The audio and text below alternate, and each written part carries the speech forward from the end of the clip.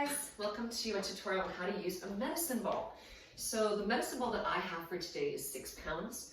They are various heights, they're various densities and weights. You can get them anywhere from like a pound to, I believe they go up to even 20 pounds.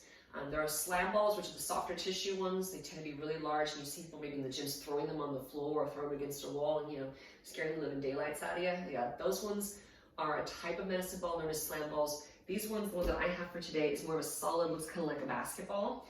Mine is 6 pounds. I got it from Power Systems. I also have an 8-pounder as well, and a couple of softer sand-filled ones that I use for kind of yoga-like exercises and bar work. But for today, just talking about kind of the old school medicine ball and what you can do with this. First, you have to consider that it is weighted and it is solid. So whatever you're choosing, if there's a potential to drop it on some part of your body, be really mindful and careful. I do see some teachers teaching classes where they're throwing the ball.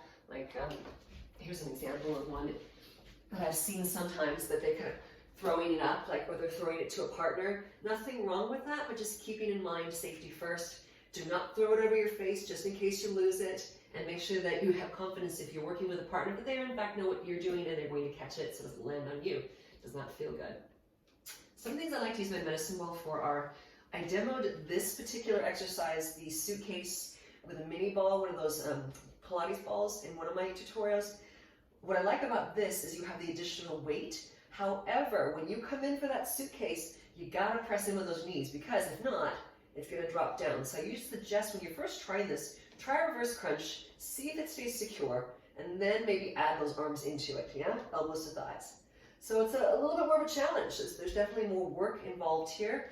You're gonna grip your ball a little bit harder than you would with a ball that doesn't have any weight in it.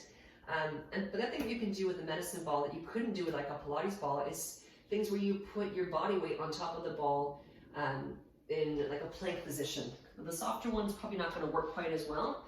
One of my favorites, hands on either side of the ball, you can tuck those toes under and find your way into a plank. Now we have an unstable surface here, and anytime you create instability, your core has to work a little harder. And when I work with my clients, sometimes I come around and just kind of wiggle the ball a little bit. They love that.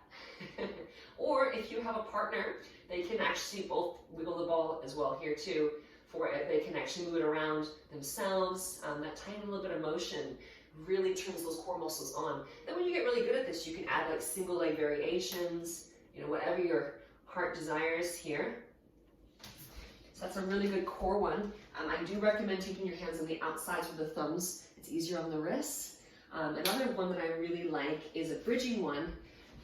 What I would recommend before doing this one for most people is maybe give yourself a little hamstring stretch, especially if you're prone to like your leg cramping, because just as I said before, with the density of the ball, you tend to grip a little bit more. So I want your left foot on top of the ball. You're gonna lift your hips up. You're driving down through your left heel. Now, can you lift your right leg? I really love this one. It can't be done with a softball. It has to be one of these firmer ones as well. But notice, like, oh my gosh, my hamstrings, my calves, my glutes, my back, everything is working here. Yeah, but keeping in mind, you don't want to grip the ball talons, onto the ball there. So, and then test it out. Make sure you bridge up first before you straighten your leg. Don't straighten your leg and lift up, okay? First up, then out. That's one of the options as well. You could do chest work, holding the ball here. If you have a lighter ball and you're feeling so inclined, you could do a ball pass side to side, right? That's kind of a fun one. Don't lose your ball. Good for the wrists too, if you want to strengthen those wrists. Ab exercises, alternate like touch-ups, right? Those kind of things. Russian twist, side to side. So it could be used as a weight and as a ball combination together. So that's the nice thing about medicine balls. There are cardio classes you can take. There's all kinds of sky's the limit. Obviously, this is not very travel friendly, so it's probably something that you would either have in a hotel gym or in your home or in your gym. But hopefully that has given you some ideas of what you can do with your medicine ball. And I hope to see you again in tutorials of mine in the near future. All right, bye for now.